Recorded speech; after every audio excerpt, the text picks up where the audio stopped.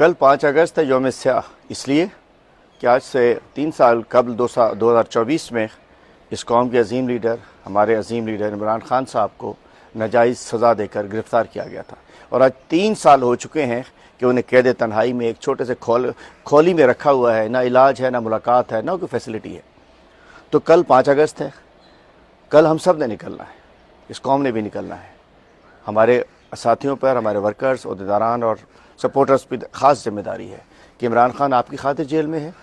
ہم نکلیں گے تو کپتان نکلے گا۔ اسی صورتحال سے کل 5 اگست کو پورے سندھ میں ڈویژنل، ضلع اور تحصیل کی سطح پر احتجاجی ریلیز اور پرامن احتجاجی ریلیز اور مظاہرے ہوں گے، پرامن مظاہرے۔ اس کے لیے حوالے سے کراچی پریس کلب پہ 5 اگست کو شام 4 بجے، حیدرآباد پریس کلب پہ اسی طریقے سے شام کو، اسی انداز سے تمام ڈسٹرکٹ ہیڈ کوارٹرز میں، اور جو تحصیلیں اپنے ضلعوں سے دور ہوں گی وہ اپنی اپنی تحصیلوں میں ہماری مقامی تنظیموں کے ساتھ وہ جگہ ڈیسائیڈ کریں گے۔ وہ پریس کلبز بھی ہو سکتے ہیں، شہر کے بڑے بازار بھی ہو سکتے ہیں، کوئی اہم